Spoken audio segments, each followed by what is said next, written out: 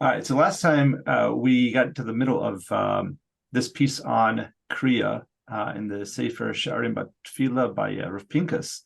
And we were just starting to look at, Rav Pinkus was sort of differentiating between a tzaddik and a rasha, because he was getting to this idea of the only way that Kriya, calling out to Hashem, is going to be effective is you have to believe, and you have to be tachon in Hashem. You have to believe this is actually going to be, that Hashem has the power and has the interest to help you. So he brings a really interesting medrash. He says, "Mevorim hadvarim b'yalkut malachim." This comes from the Yalkut on Sefer Malachim, Be'inin Shuvaso Shel Menashe ben Melech Yehuda. So at the end of his life, we hear something about Menashe doing tshuva, and we know that Menashe did a lot of terrible things, as king. So we'll sort of skip some of the details and just maybe say it outside, because there's just so much in this chapter that we want to get to. But the idea was that at the end of Menashe's life, he starts to have some kind of ailment or pain or something like this. And so he goes to every one of his, all the Avodah Zaras that he was a big mumcha, and all the different Avodah Zaras, he goes to all of them. Nothing helps. And then finally he turns to Hashem as well. And so let's just pick it up.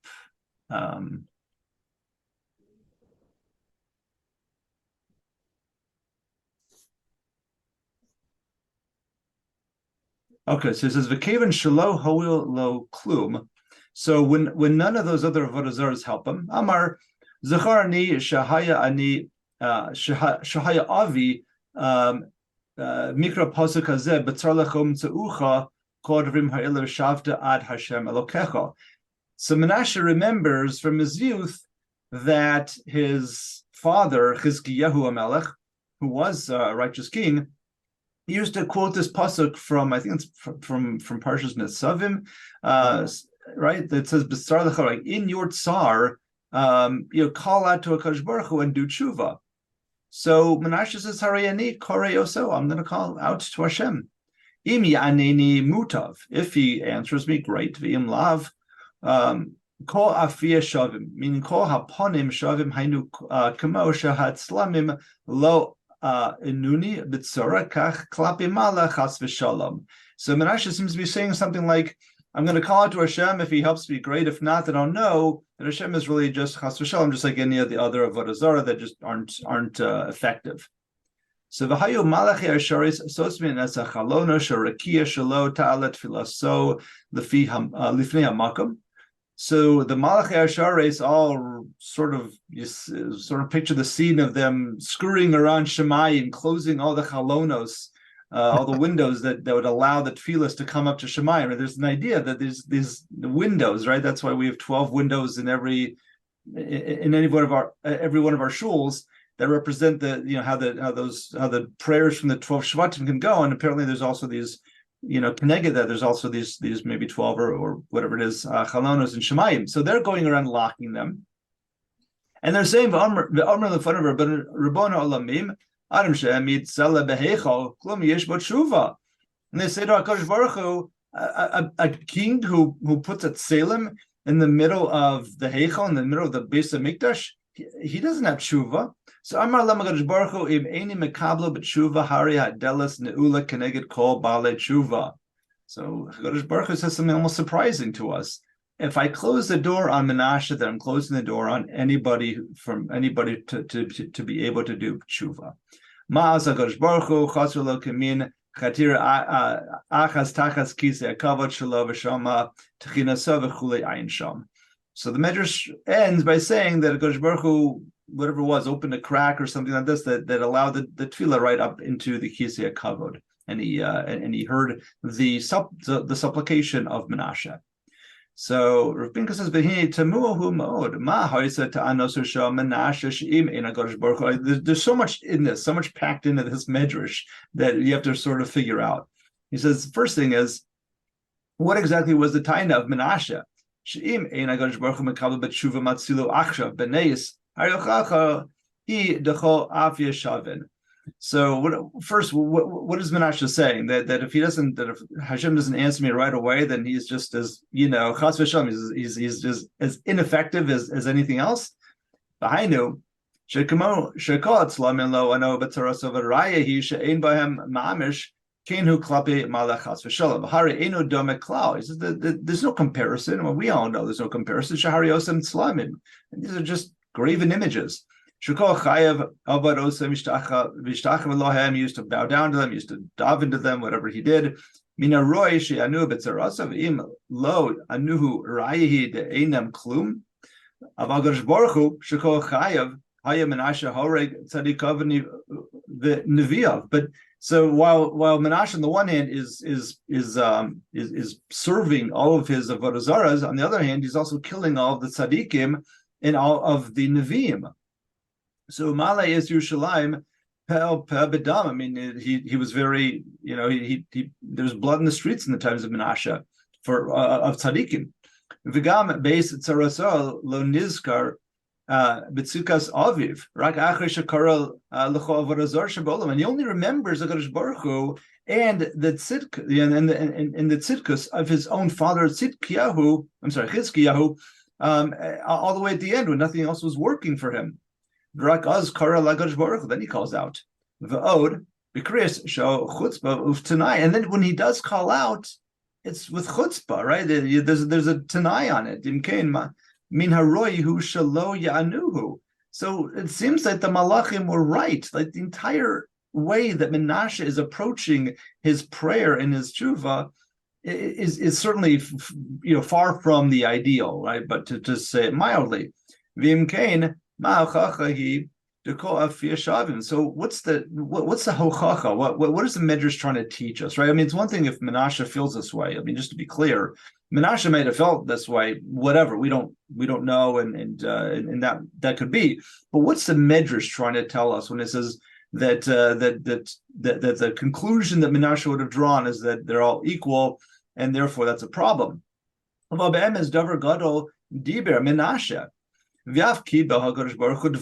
really, at the end, we see that Menashe did something incredible, and that Hashem actually accepts his words. And what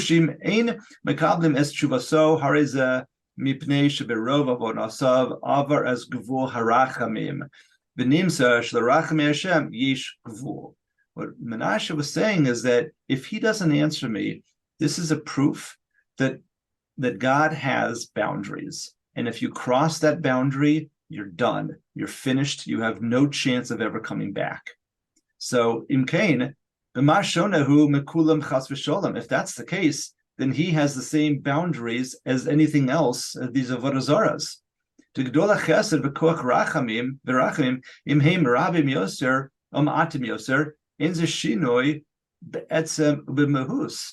it's just a question of degree.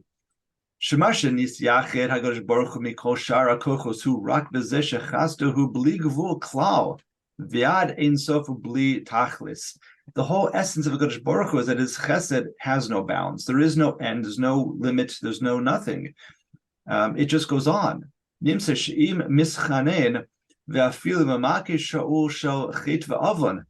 that if we are calling out to HaKadosh Baruch Hu, even doesn't matter, how much chet and avon we're surrounded with, that should be effective. Because his chesed is endless, you can't even understand it. Hashem should always be makabelos with tshuva. And that is in fact what happened. Menashe was makabelos tshuva. V'amar im eini makabelo harize soser kol midas tshuva shekol mehusa hi chesed rachim b'gvul b'li tachlis. And that's what Menashe is teaching us, or this Medrash is teaching us, is that it doesn't matter what you've done. You can always come back. Tshuva is always open for everybody. So how do we know that Menashe was received teshuva, or that he was granted?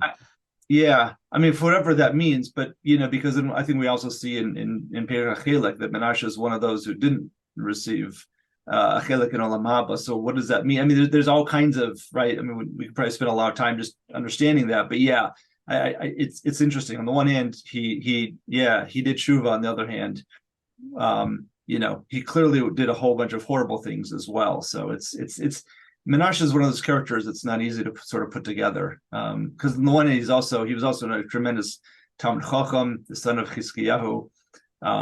But let's leave this piece. But I wanted to, because he's going to go back to this idea a couple of times with Menashe, but it's such an important point that Menashe is bringing out, or this medrash about Menashe is bringing out, that anybody, that tshuva is always open. It doesn't mean that you don't have to daven as a tzaddik or Russia. It's regardless, you always have that channel open to you to Hashem.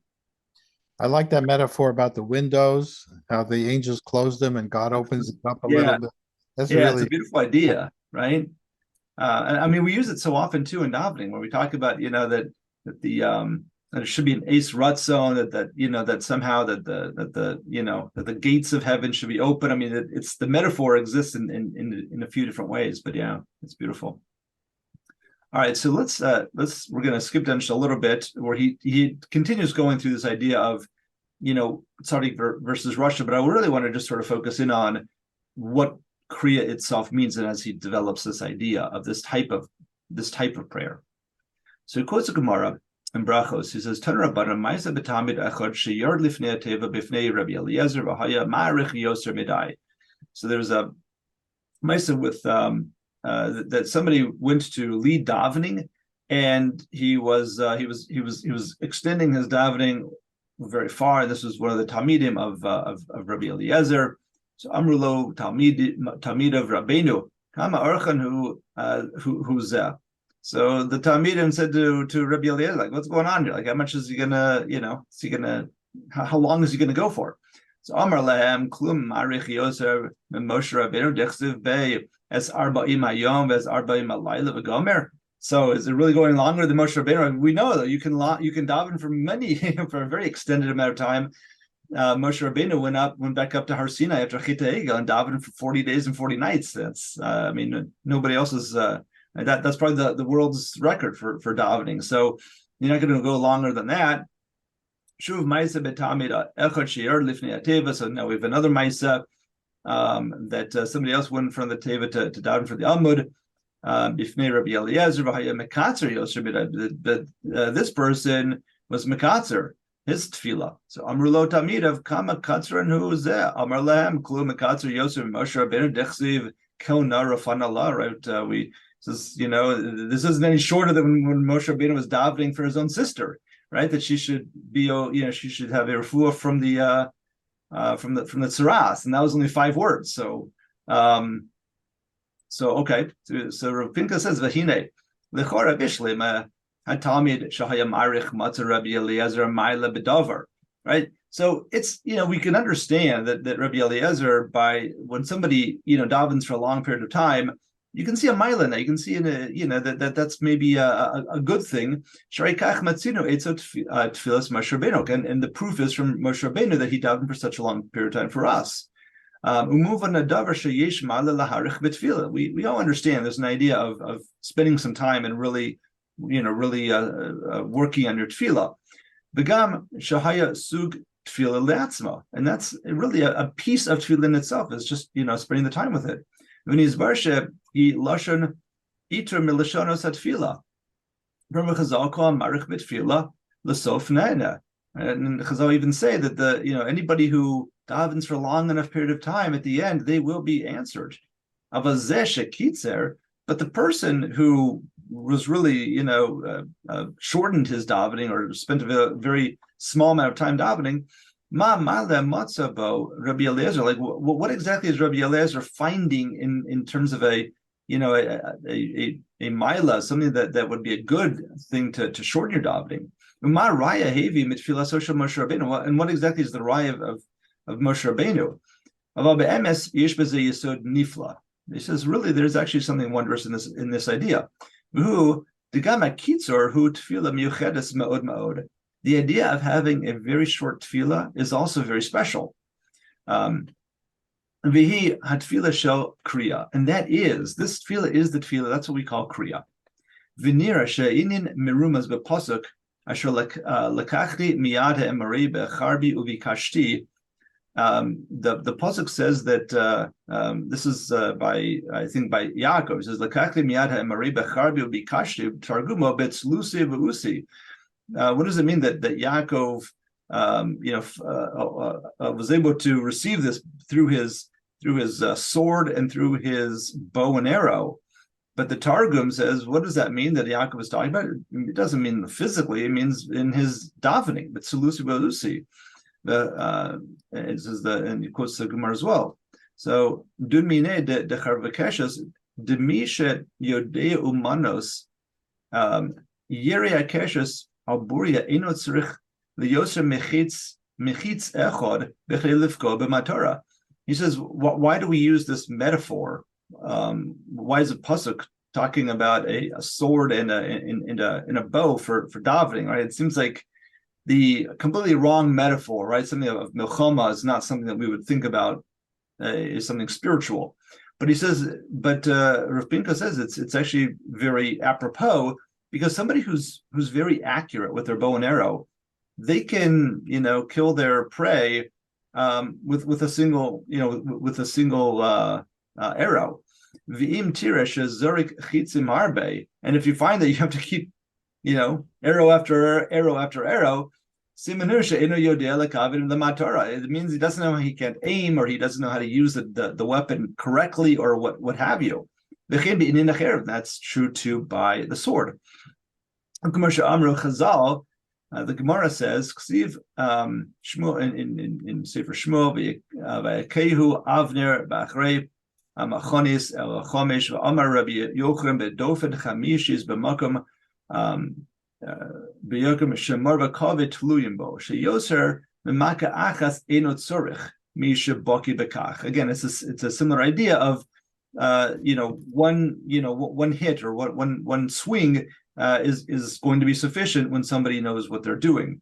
Vagabe Kayin Amru Sha'asabo Psoim Harbe. There's a the Gemara by Kayin says that he had to use a lot of it's kind of gruesome, but he had to hit or stab or what is it that he was using against Tavo many times, because he didn't know what he was doing. No one had ever committed murder before. So there's this idea that if you know what you're doing, that one fell swoop. And it's the same thing with davening that he's going to develop. V'tira kama niflahu ma shavanu b'divrei Chazal al Menashe. So again, we're going back to that idea of Menashe. V'tira kama chocham haya Menashe yosem nevi habal b'zman Eliyahu. This Rav Pinka says let's compare Menashe to the nevi habal b'zman Eliyahu, right? So Eliyahu on Hara Carmel, right? He's up there and he says, tells all the Nevi Abal, you go up to that mountain, we'll be here, we'll see whose korban is accepted. Shekashahayu heim tzrichim es Abal, karu bekol gado habal inenu me'aboker adam mincha, kriya achar kriya velo yisyashu.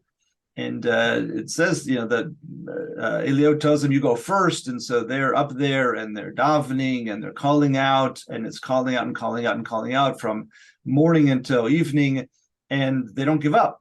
Aval Menashe, but it's one of, they just keep going. Aval Menashe, Hari Haya Besuch Sir Roteach. Menashe is clearly in a bad place at the end of his life. Lo Haya Lo Panai. Likro Pamayim. He doesn't have the strength, the energy, whatever it is, to do what the Nevi Abal did. And yet, in a few moments, he's able to call out. Like, he knows exactly what he's doing with all these avodah zaras, that he calls them out very, very quickly, one after the other. And yet, he's very quickly able to discern that none of them can help him, as opposed to these Nevi Abal who just kept going and didn't give up. Menashe seemed to really understand how to do it, and the fact that it wasn't working meant that this wasn't going to be effective. The Chora Kasha. Maraya ahi mekriya achas mihira shekar v'lonena she'emo mamash. So he says, why is that? Why would he think? Why would Menashe think that I called once and didn't work? That there's no mamashus to this whatsoever. Ulai im haya korei odpam v'odpam. Maybe you just have to keep calling over and over again. Hayanena, maybe that would work.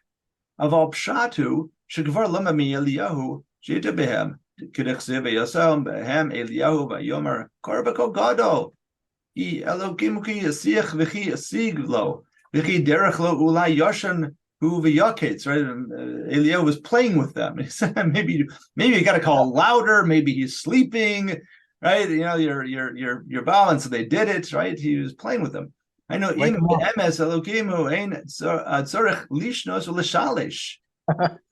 If this is truly a God, you don't have to go twice, you don't have to go 3 times, right? Elabapam achas Yishma hears you the first time.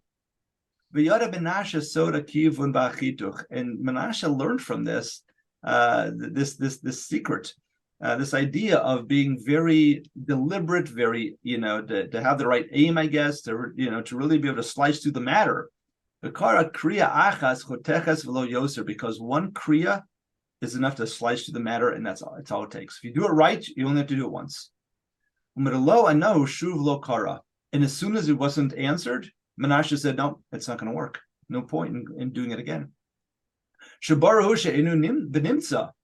was clear to Menashe that there was nothing to this one. So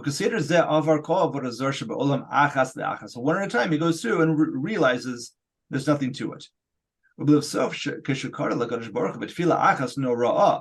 So when he davens to HaKadosh Baruch Hu with a very specific and powerful Tefilah,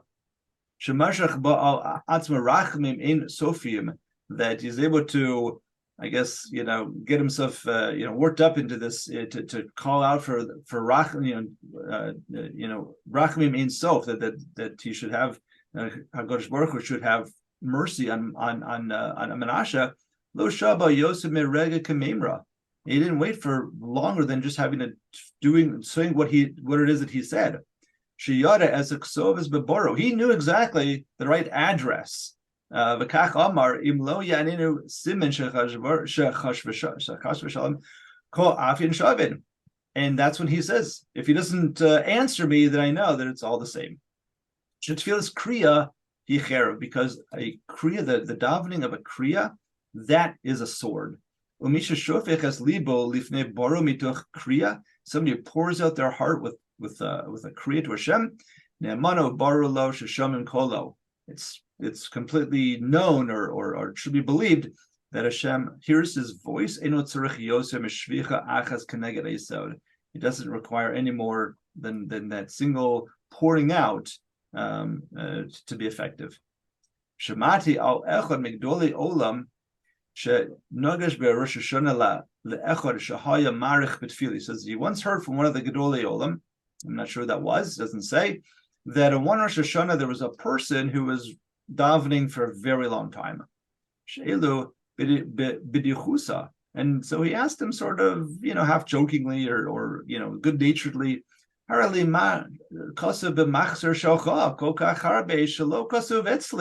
like, is your machzor has more pages in it than mine? Like, what's going on? Why are you davening for so long? And I would imagine that if this is one of the Gedolei Olam, he's probably also, he probably also had a long davening himself. So, if you see somebody else even one of the Bachrim davening longer, that's what he said to him. So, Venira shelo ba lalamder shelo yarch tefillah.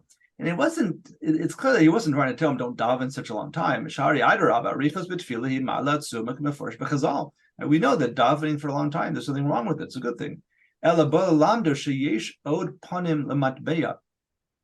Sheyesh gam inyan b'tefillah lachtoch b'sakin chad ubor. But he says he was coming to teach him something else, a different way of thinking about prayer, which is that there's also an inyan of davening very clearly, very succinctly, and with a very, with again this metaphor of with a very sharp blade. That when you call out, you have very clear understanding that there's somebody who's listening. And what you're saying is going straight to the target. And that itself is a type of davening, a type of tefillah.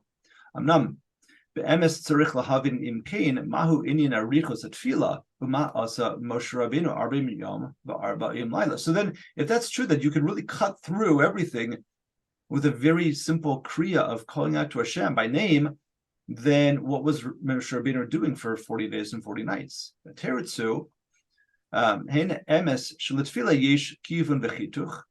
absolutely no question about it that there is an idea of being, sharp with your aim with your davening. If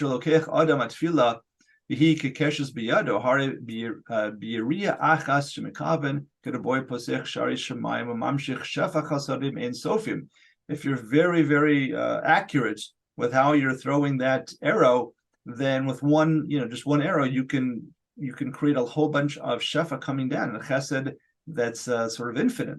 Shadai betfilah achas lahotzi lahamshich ginzei shemayim. Ava adayin a little iskor shebeomed lifnei Hakadosh Baruch Hu askinan. But we also have to realize that we're standing in front of Hakadosh Baruch Hu. Kasher mispalo od Tefilah kerishona hare chozrim al atzmam b'mahadura tanina kol hanoros shenis v'doma Tefilah bezeh mamash l'Torah dihine emr Chazal kol dibur v'dibur sheyatz mipi Hakadosh Baruch Hu hin nismali kol ha'olam kula b'shamayim v'hikshu v'kevan shebedibur rishon nismali dibur sheni lahechan holach.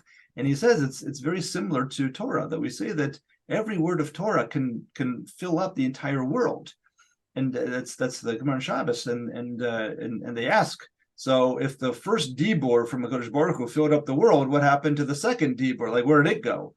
So Hakadosh Baruch Hu haruch ma'os rosav v'haya ma'aver rishon shneimar tzvasav shoshanim notafos. Moreover, v'amar Rabbi Yehoshua ben Levi. Dibur v'dibur sheyatzu mipi Hakadosh Baruch Hu yatzu sad nishmasan shel Yisrael shneimar nafshi yatzu b'dvarav me'echashav b'dibur rishon yatzu sad nishmasan dibur shehechi kiblu horid taush asil lachuz b'meisim v'chayos matkan.